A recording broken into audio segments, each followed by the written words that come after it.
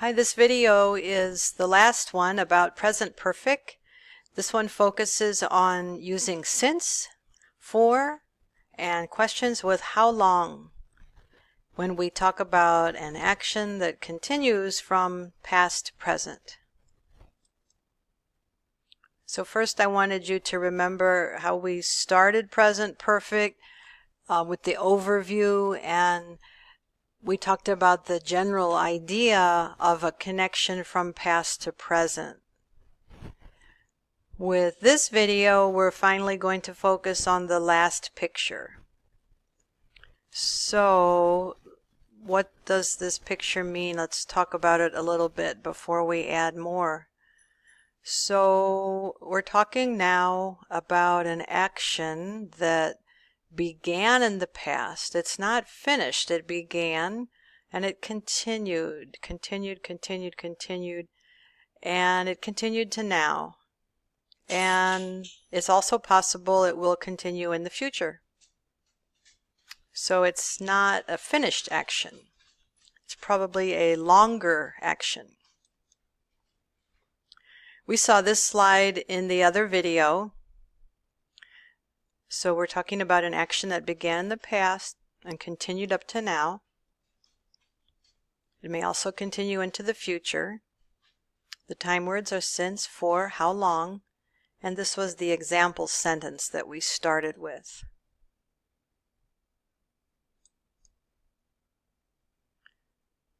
Okay, so since is the time word that would talk about the specific past time when the action began, right here at the beginning. It's a beginning point in time. For talks about the length of time, from the beginning up to now. We could also say duration, or how long the time continued. So this slide shows you how present perfect often can represent two ideas. It says, consider this example with one piece of information about the past and one piece of information about the present. Simple past. My friend bought a new car 2 months ago. Easy, right? Simple present. My friend has a new car. Okay, so these two sentences, they don't really show the connection, right? In the first sentence, it's possible that he doesn't have the car anymore. It's possible. In the second sentence, the only thing we know is about the present. We don't know anything about the past. But when you use present perfect, you put it all together into one sentence, and you can do that two ways. So look at sentence 1 and 2. The verb is the same, has had. The time word could be with since or with for. My friend has had his car since August. Okay, right now it's October when I'm speaking, so that's why I wrote the sentence with August. August is the beginning point in time. My friend has had his car for 2 months. 2 months is the length of time. These give the same meaning. It's the same situation.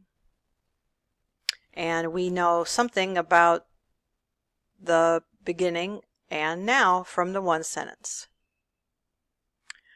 Okay, it's important to think about vocabulary, to think about different types of verbs. So I want you to think about, are you using a verb that is a quick action or finished action? Or is it a verb that continues over time? Think about a verb like graduate. That would be finished, right? What about work? That would be something that continues. You have to work. Okay, so on this slide, I have some examples with a column on the left and a column on the right. And the verbs on the left are verbs that talk about the beginning of an action. The verbs on the right side talk about the continuation of an action. So, I have given you the base form here, but listen to the verb tense that we would use. If I use the verbs on the left, I'm probably going to use simple past. If I make a question, I'll probably use when. So when did you get married? When did he get sick? When did she become a lawyer? When did they buy their car? When did you learn how to drive? When did you meet your best friend? Okay, so those are verbs that talk about the beginning. Maybe it's a one-time finished action. On the right, if I make the question, I will use how long, and my verb tense will be present perfect. How long have they been married?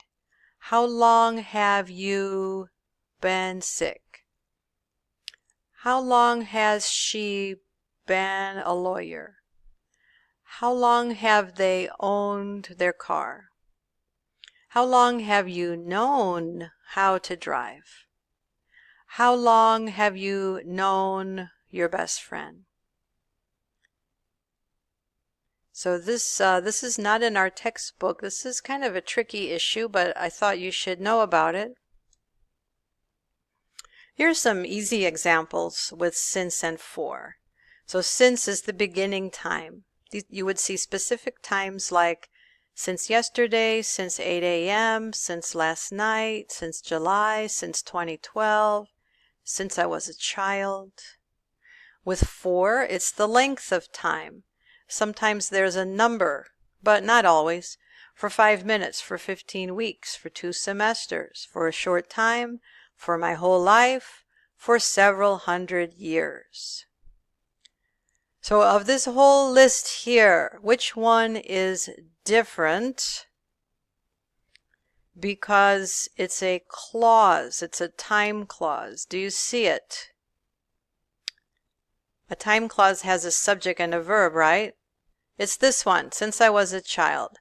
So we also need to talk about the fact that since can be used in a time clause. For cannot. Okay? So we might have a sentence, something has happened since I came to the United States, since the war ended, since she changed her job, since the law changed.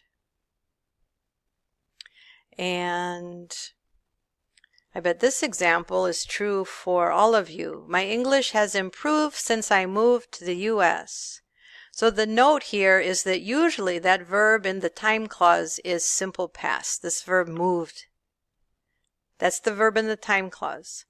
The verb in the main clause is present perfect, has improved. However, it's also possible that that verb in the time clause might be present perfect, like the blue one, since I have lived in the U.S. What's the difference? Move is the finished action. Live continues. So you could have this verb in present perfect and also your main verb in present perfect. And here's the final complication. Okay, so we know that for is used for present perfect, right? So if Danielle came in 1985 to the U.S. and he lives here now, that's the blue idea, right? For more than 30 years, and we would have this sentence. Danielle has lived in the United States for many years. It's present perfect because the action continues up to now. However, you need to know that we also use for with simple past if the complete action is finished. So this is also true. Daniel was born in Honduras. He lived in Honduras for many years. But it does not continue up to now because he's in the United States now. So if your action continued and it began in the past and it ended in the past. We're going to use for with simple past. Okay? So look at these two sentences side by side. And I bet you could make a very similar pair of examples. You could write your sentence about how many years you lived in the country where you were born, and then you could make your present perfect sentence and talk about how many years you've lived in the United States. So these are some extra complications. What's confusing for you? Can you make some example sentences about your life? And what questions do you want to bring to class? Okay, that's what we need. Bring your questions to class. Bye.